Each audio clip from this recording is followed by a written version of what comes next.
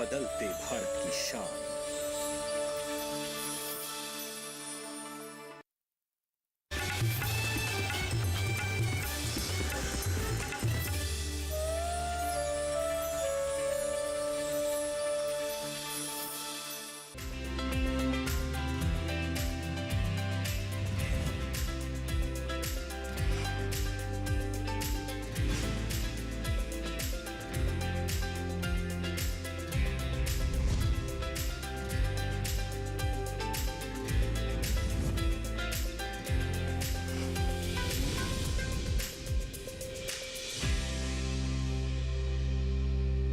नमस्कार, दूरदर्शन किसान पर कार्यक्रम सफल किसान देख रहे हैं आप। मैं हूं आपके साथ पुलकित शुक्ला। दोस्तों, सफल किसान एक ऐसा कार्यक्रम है जिसके माध्यम से हम आपको देश के कोने कोने सी उभरती हुई ऐसी प्रतिभाओं से मिलवाते हैं जो खेती किसानी से जुड़कर आगे आकर एक नए रूप में खेती किसानी को प्रेजेंट कर रहे हैं और एक सफल किसान के रूप में अपने आप को स्थापित कर रहे हैं, अपनी आय को बढ़ा रहे हैं और बाकी किसानों के लिए भी कहीं ना कहीं प्रेरणा बन रहे हैं। सफल किसान के इस कार्यक्रम में हम हर बार आपको एक ऐसे सफल किसान से मिलवाते हैं जिन्होंने अपनी विकास की गाथा को अपने आप लिखा, अपनी तकदीर को खुद लिखा और खेती किसानी में नई तकनीक, नई व्यवसाय को जोड़कर अपने आप की एक अलग पहचान बनाई है। तो आज सफल किसान के इस कार्यक्रम में आपको एक ऐसे ही किसान से मिलवाने जा रहे हैं जो उत्तर प्रदेश के गाजियाबाद से आते हैं और उन्होंने प्राकृतिक खेती कर अपने फार्म पर अनाज, दाल और इसके अलावा कई सब्जियां भी उगाई हैं। खास बात इनकी खेती में ये है कि इन्होंने अपनी खेती में कोई भी रसायनों का प्रयोग नहीं किया है। तो चलिए इनकी कहानी को जानने के लिए शुरुआत करते हैं आज के इस दास्तान को और बढ़ाते हैं अपने इस कार्यक्रम को जिसका नाम है सफल किसान।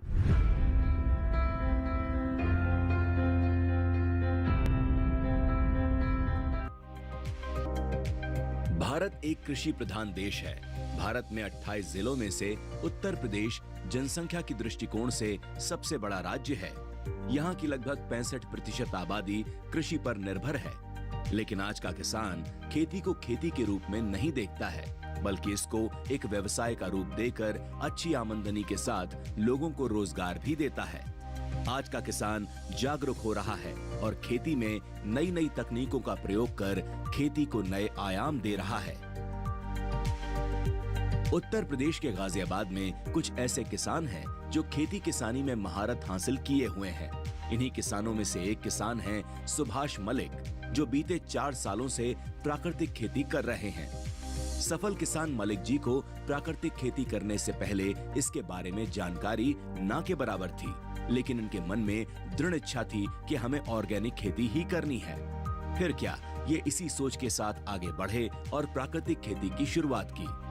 शुरुआती दौर में इन्हें कठिनाइयों का भी सामना करना पड़ा, लेकिन इसी दौरान इनके मन में विचार आया कि क्यों न कृषि विज्ञान केंद्र एवं कृषि विश्वविद्यालय से मदद ली जाए। फिर क्या, इनको मार्गदर्शन मिला केवीके का, जिसकी सहायता से इन्होंने पूर्ण रूपेण ऑर्गेनिक खेती यानी प्राकृतिक खेती करना शुरू किया। इनका मानना है कि प्राकृतिक तरीके से तैयार किए गए खाद में न्यूट्रिएंट्स वैल्यू ज्यादा होती है और हमारे स्वास्थ्य के लिए काफी फायदेमंद होती है। आखिरकार प्राकृतिक खेती का महत्व क्या है, इसके बारे में विस्तार से जानते हैं सफल किसान से ही। 4 साल पहले मेरा विचार आया ऑर्गेनिक फार्मिंग का। तो उसके लिए मैं सबसे पहले वर्मी कंपोस्ट, क्योंकि जैविक फर्टिलाइज़र है ये, उसकी शुरुआत की और अच्छी क्वालिटी का वर्मी कंपोस्ट बनाते हैं हम। इसमें तकनीकी सहयोग केवीके और गोविंद वल्लभ भाई पटेल यूनिवर्सिटी से भी लिया मैंने। तो मैं वर्मी कंपोस्ट कई तरह से बनाता हूँ, जैसे सीवीड कोटेड बनाता हूँ। उसकी माइनर न्यूट्रिएंट्स भी उसमें बहुत होते हैं, तो फसलों के लिए, सब्जी के लिए बहुत अच्छा होता है। हमारी ज़मीन में कृमि बहुत हो गई है आज की डेट में, तो उसका भी मैं पेनिसिलियमाइसिस जो होता है उससे कोटेड करता हूँ। ये मूली और जड़ वाली फसलों को बहुत खाती है कृमि।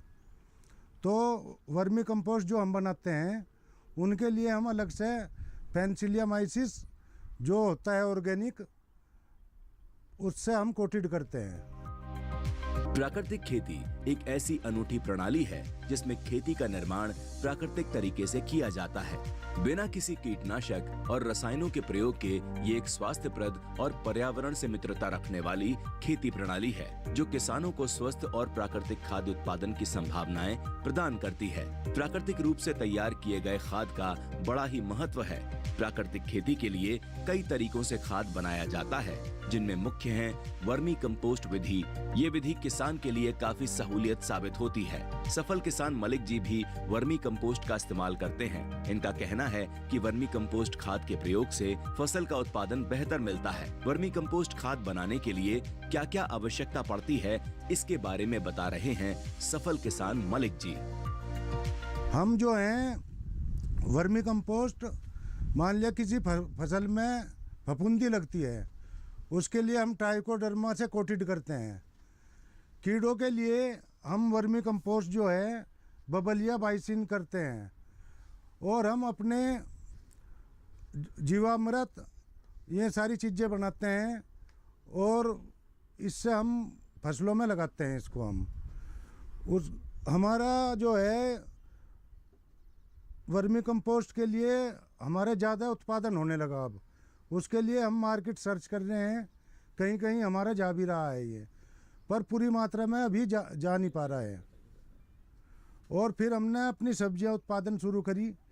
इसके लिए हम जैविक के लिए सीड भी देसी होने चाहिए और जैविक सीड होने चाहिए, जब भी ये कामयाब है। इसके लिए पानी 40% पानी जिम्मेदार है। वर्मी कंपोस्ट के लिए पानी अच्छा आवश्यक है।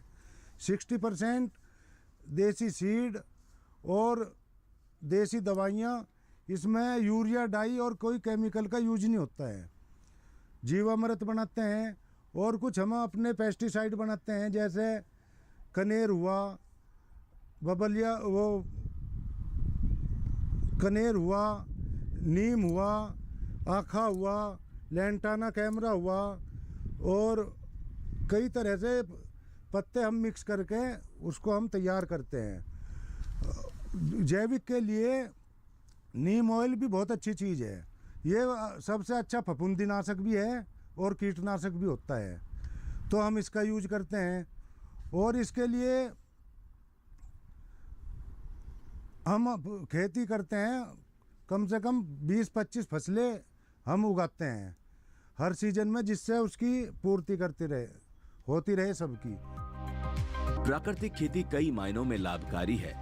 इस विधि से खेती की उत्पादकता बढ़ती है और किसानों को अधिक मुनाफा प्राप्त होता है। इससे मिट्टी की गुणवत्ता में काफी सुधार होता है और पर्यावरण भी स्वच्छ रहता है। किसानों का मानना है कि प्राकृतिक खेती आय बढ़ाने का मजबूत आधार प्रदान करती है। प्राकृतिक खेती करने के लिए बाजार से कोई भी सामान लाने की जरूरत नहीं पड़ती और इससे पानी की भी काफी बचत होती है।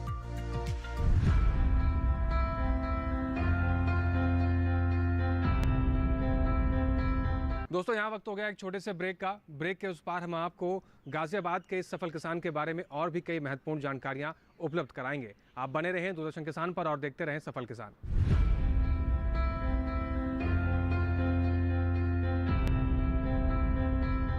दूरदर्शन के नेशनल चैनल को टाटा प्ले पर 197 नंबर, एयरटेल पर 148 नंबर, सन पर 302 नंबर, D2H पर 175 नंबर, हैथवे पर 040 नंबर, डन पर 138 नंबर, डिश टीवी पर 193 नंबर और डीडी फ्री डिश पर 002 नंबर चैनल पर देख सकते हैं।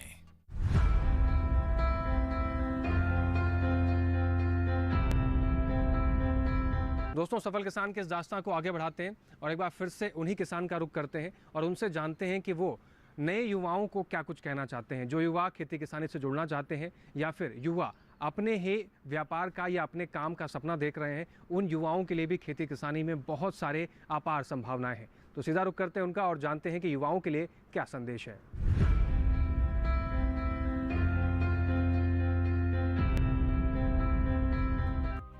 प्राकृतिक खेती तभी कारगर साबित होगी जब किसान एक फसल के अलावा अन्य फसलों पर भी ध्यान देंगे, क्योंकि विभिन्न प्रकार की फसलों का उत्पादन लेने से आय में तो बढ़ोतरी होती ही है और साथ ही साथ मिट्टी की गुणवत्ता भी बनी रहती है। सफल किसान मलिक जी सब्जियों का उत्पादन पे ज्यादा ध्यान देते हैं, क्योंकि इससे मोटी कमाई होती है। इसके अलावा ये दलहनी फसलों का भी उत्पादन लेते हैं। सफल किसान मलिक जी की सबसे बड़ी खासियत है कि दलहनी फसलों का प्रसंस्करण कर अपने आउटलेट में ही बेचते हैं। सर्दियों के सीजन में मैं 4 तरह की गाजरें उगाता हूँ, काली गाजर, लाल गाजर और ऑरेंज गाजर और वाइट गाजर, पत्ता गोभी, पर्पल कैबेज और ब्रोकली, गोभी, पत्ता गोभी, बीट रूट और सारी फसलें ऑर्गेनिक उससे होती है। मैं दालें भी उगाता हूँ, अरहर उगाता हूँ, मैं मूंग उड़द उगाता हूँ और सरसों उगाता हूँ। उससे ऑर्गेनिक मस्टर्ड ऑयल बनता है। फ्रेंच बीन उगाता हूँ, शिमला मिर्च उगाता हूँ। तो ये सारी सब्जियां सर्दियों की मैं तैयार करता हूँ और ये कंटिन्यू चलती हैं मेरी सब्जियां। इसके लिए मैं अलग अलग टाइम पर बुआई इनकी करता रहता हूँ, तभी ये संभव हो पाता है। गर्मियों के लिए मैं खीरा, भिंडी, लौकी, तोरी भी मैं 2-3 तरह की तोरी उगाता हूँ, देसी तोरी और दूसरे वाली सादी तोरी। और खीरा भी देसी खीरा उगाता हूँ, लौकी दोनों तरह की उगाता हूँ, गोल भी लंबी भी। बैंगन उगाता हूँ, बैंगन भी मेरे पूरे साल चलते हैं। बीट रूट उगाता हूँ, बीट रूट पूरे साल चलती है। ये पीली गाजर जो होती है ये भी 8-9 महीने तक चलती है।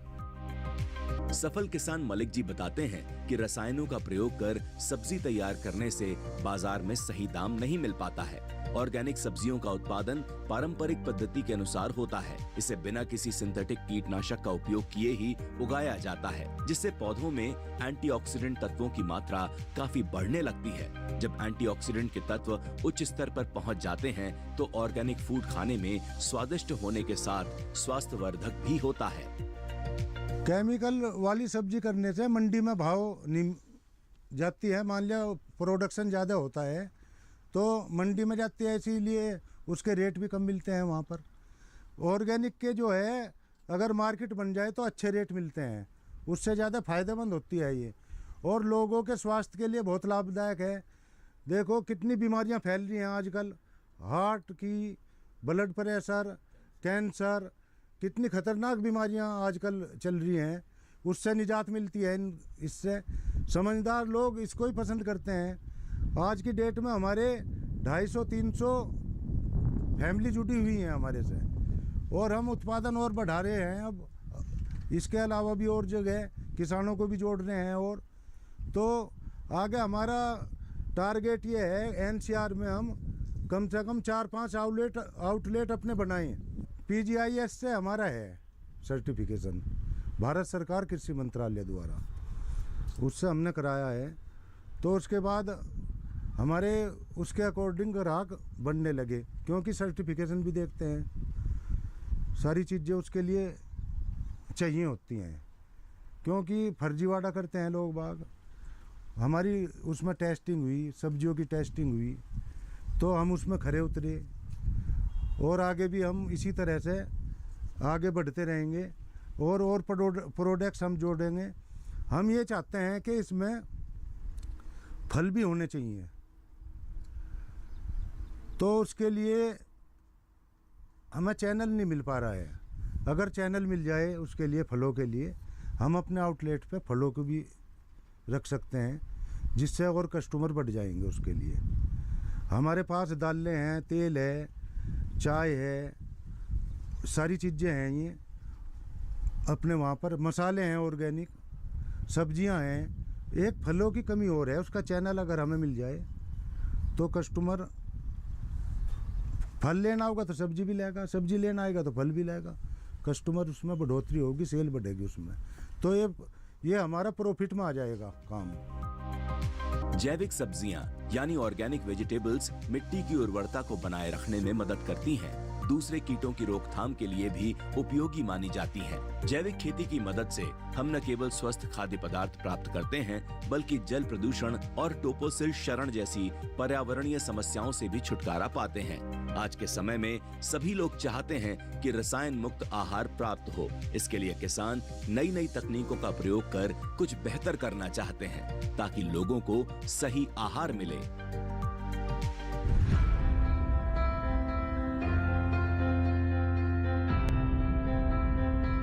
साथियों, यहाँ वक्त हो गया एक और ब्रेक का।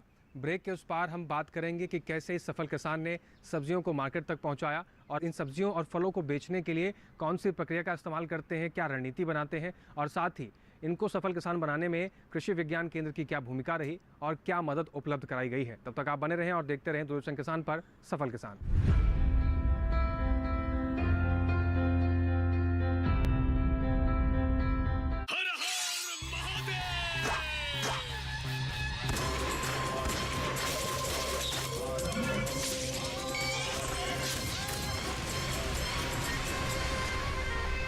जानते हैं इन वीरों की वीर गाथा लेकर कौन आ रहे हैं?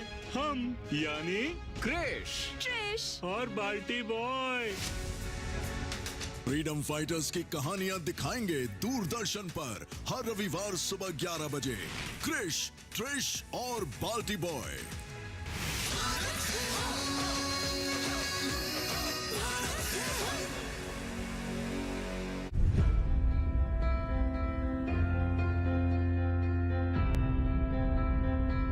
ब्रेक के बाद एक बार फिर से आप सभी का स्वागत है कार्यक्रम सफल किसान में। साथियों, यहाँ पर अब हम बात करेंगे कि कृषि विज्ञान केंद्र की क्या भूमिका रहती है एक सफल किसान को बनाने में। कैसे कृषि विज्ञान केंद्र के अधिकारियों के द्वारा तमाम प्रोत्साहन और तमाम जानकारियाँ उपलब्ध कराई जाती हैं, ताकि इस तरीके के जो किसान हैं वो खेती किसानी में कुछ कर गुजरना चाहते हैं तो आगे आएँ। कृषि विज्ञान केंद्र के अधिकारी कदम कदम पर उनका साथ देते हैं और कैसी भूमिका निभाते हैं, आइए जानते हैं।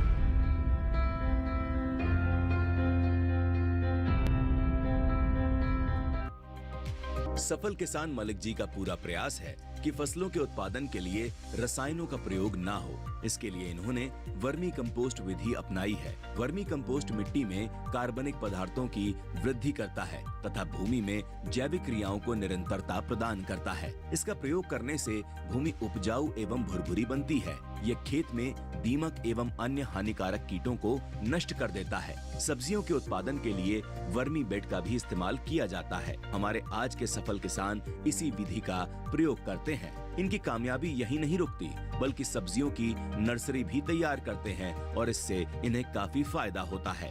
इन्हीं सब फायदों के बारे में जानते हैं सफल किसान से ही। फसलें बोने के लिए सबसे पहले मैं जैसे गाजर है, मूली है, बीट रूट है, इस तरह की फसलें डायरेक्ट खेत में लगाते हैं। उसमें पर एकड़ 3 टन वर्मी कंपोस्ट की ज़रूरत पड़ती है। तो बेड बनवाकर उन पर वर्मी कंपोस्ट डलवाते हैं। कुछ जैसे गोभी हुई, खीरा हुआ, लौकी, तोरी, ये सारी जो है सब्जियां, ये मैं नर्सरी तैयार करता हूँ। मिर्च हुई, बैंगन हुए, ब्रोकली हुई, गोभी हुई, तोरी हुई, लौकी हुई, इन सब की पौध तैयार करके और खेत में बेड बनवाने के उपरांत वर्मी कंपोस्ट डलवा के जहाँ जहाँ पौध लगती है वहाँ वहाँ वर्मी कंपोस्ट के गड्ढे करा के उसमें पौधरोपण करते हैं। और उसके पश्चात पौध लगती है इसमें, और फिर पानी देकर निराई गुड़ाई करते रहते हैं। अग्नियास्त्र का इस्तेमाल कीड़ों के लिए करते हैं हम। तो इस तरह से हमारी फसलें तैयार हो जाती हैं।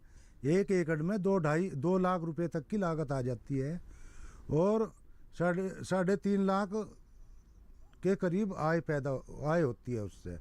तो छमाही 1 एकड़ में 1.5 लाख रुपए के करीब हमारी आय हो जाती है। इसके लिए मुझे सरदार वल्लभ भाई पटेल यूनिवर्सिटी, उसने मुझे सम्मानित भी किया है, उसके लिए बुलाकर प्रशस्ति पत्र दिया है। और वर्मी कंपोस्ट की भी बड़ी अच्छी क्वालिटी है। तो इसी से ये सारी फसलें उत्पन्न होती हैं। ये पूर्णतः जैविक फसलें हैं। इनकी टेस्टिंग भी की जा सकती है, उसमें कोई वो नहीं है। मैं उस पर भी खरा उतरता हूँ।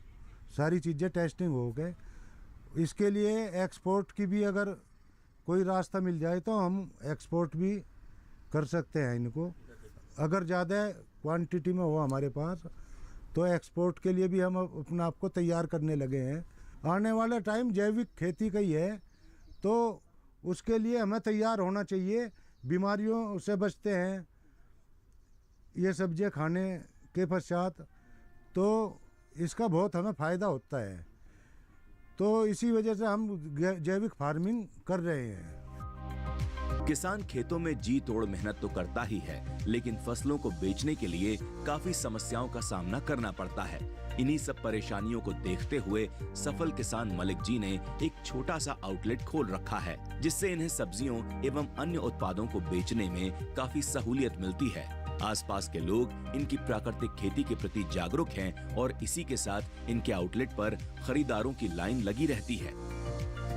मैं मलिक साहब फार्म वाली सब सारी जितनी सब्जियां यहाँ पे आती हैं मैं लगभग डेली ही लेता हूँ, और इनके जो फार्म से जितनी भी सब्जी आ रही है वो पूर्णतः ऑर्गेनिक है। और हमारे को जब से मैंने ये खास शुरू किया पिछले 6 महीने से 8 महीने से, तब से मैंने बाज़ार सब्ज़ी लेना बंद कर दिया है। कोई बाई चांस की बात है, कोई एक आध सब्ज़ी जब नहीं मिलती तब मैं बाज़ार से लेता हूँ, नहीं तो मैं बाज़ार सब्ज़ी लेना बंद कर दिया मैंने। तो मुझे तो इसका टेस्ट भी बहुत बढ़िया लगा, और अब मैं दूसरी सब्ज़ी खा ही नहीं सकता मैं, बल्कि मैं दालें भी ले रहा हूँ इनसे, तेल भी ले रहा हूँ, सब चीज़ें ले रहा हूँ। हम लोग वर्षों से सब्जियां खाते हैं, लेकिन लगातार इनके इस्तेमाल करने से कुछ जो है फ़र्क जब महसूस होता है तब इसको अंगीकृत करता है आदमी कि हमें ऑर्गेनिक खानी चाहिए। जैसा कि हम लोगों ने जब शुरू में इसको इस्तेमाल किया तब तो नहीं, लेकिन बाद में काफ़ी लंबे समय के बाद ये एक उभर के सामने आया कि ऑर्गेनिक सब्जी सेहत के लिए बहुत अच्छी है। दोनों सब्जियों में, बाज़ार की सब्जियों में, ऑर्गेनिक सब्जियों में फ़र्क नज़र आने लगा, स्वाद नज़र आने लगा और उनके फ़ायदे नज़र आने लगे। यहाँ तक कि हमारे जैसे और जो उपभोक्ता हैं उन्होंने भी ये अनुभव किया कि ऑर्गेनिक सब्जियों के लगातार सेवन करने से हमको एक तरीके से औषधीय गुण अपने आप मिलते हैं। बहुत लंबी समय से जो बीमारी से ग्रसित हैं लोग, उनको भी लाभ होने के संकेत हमने सुने हैं। तो ऑर्गेनिक सब्जी बहुत ही लाभकारी है, किसी प्रकार का इसमें केमिकल नहीं है। हमारी बॉडी में जो भी सब्जी जाएगी उसका जो है जो भी उपयोग होगा, यदि उसमें केमिकल होगा तो वो पॉइजनिंग जो है हमारे बहुत ऑर्गन्स को डिस्ट्रॉय करेगी। ऑर्गेनिक सब्जी का इस्तेमाल सबको करना चाहिए। केमिकल किसी भी सूरत में हमारे शरीर के लिए, हमारे स्वास्थ्य के लिए कतई जो है लाभदायक नहीं है, बहुत ही हानिकारक है। हम सबको ऐसी रसायन युक्त सब्जियों का प्रयोग नहीं करना चाहिए, ऑर्गेनिक सब्जी का प्रयोग करें और स्वस्थ रहें, यही मेरा कहना है। किसान की मेहनत तभी रंग लाती है जब कृषि विभाग इन्हें नई नई तकनीकों के बारे में जागरूक करता रहता है।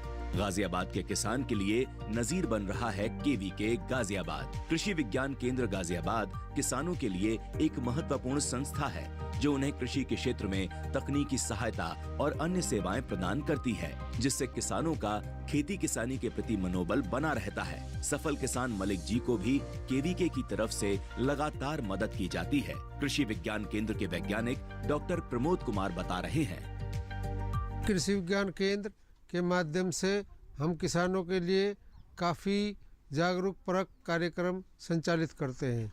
जैसे जिस प्रकार से हम पहले जागरूकता कैंप आयोजित करते हैं, उसमें फिर जो भी किसान जिस प्रकार की खेती के लिए उत्सुक होते हैं उनके अलग अलग समूह बना दिए जाते हैं। जैसे हमारा एक समूह जैविक खेती का है कि जो भी हमारे विभिन्न जिले के विभिन्न क्षेत्रों से जो किसान भाई जैविक खेती के प्रशिक्षण के इच्छुक होते हैं तो उनका हम अलग से क्लस्टर बनाकर उनके लिए प्रशिक्षण आयोजित करते हैं। इसके लिए हमारे कृषि विज्ञान केंद्र परिसर में एक जैविक एवं प्राकृतिक खेती प्रशिक्षण एवं प्रदर्शन केंद्र स्थापित किया गया है, जिसके माध्यम से हम किसानों और युवाओं का प्रशिक्षण आयोजित करते हैं।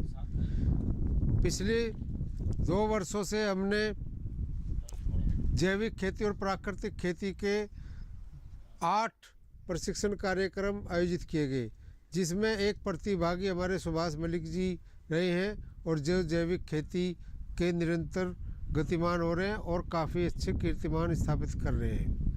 देखिए, सबसे पहले हम जैविक खेती के कृषकों या प्रशिक्षणार्थियों को सबसे पहले ये सलाह देते हैं कि जो हमारा जैविक खेती का आधार स्तंभ है, हमारा FIM और वर्मी कंपोस्ट, उसकी जानकारी देते हैं कि उसको कैसे तैयार करें, कैसे उसको परिवर्धित करें।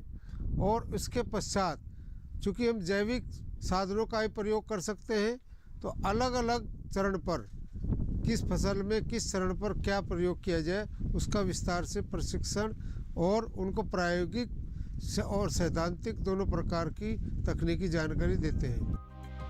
सुभाष मलिक एक ऐसा नाम है जो कृषि क्षेत्र में अपने उत्कृष्ट काम के लिए प्रसिद्ध है। वे प्राकृतिक खेती के प्रति अपनी संवेदनशीलता और उत्साह के लिए जाने जाते हैं। उन्होंने अपने कृषि उत्पादन में केमिकल्स का प्रयोग नहीं किया और प्राकृतिक खेती की दिशा में अपने किसान भाइयों को प्रेरित किया है। उनका उदाहरण देकर अनेक किसानों ने प्राकृतिक खेती की ओर अपना कदम बढ़ाया है। प्राकृतिक खेती के प्रति बढ़ावा और किसानों को अपने उत्पादन को बेहतर बनाने और पर्यावरण को संरक्षित रखने के लिए संवेदनशीलता का परिचय मिलता है। इससे न केवल उनकी आर्थिक स्थिति मजबूत होती है, बल्कि समाज के लिए भी स्वस्थ और प्राकृतिक खाद्य उपलब्ध होता है और पर्यावरण को भी संरक्षित किया जाता है। इसलिए सुभाष मलिक जैसे कृषि उत्पादकों का योगदान कृषि सेक्टर के विकास और संरक्षण में अत्यंत महत्वपूर्ण है।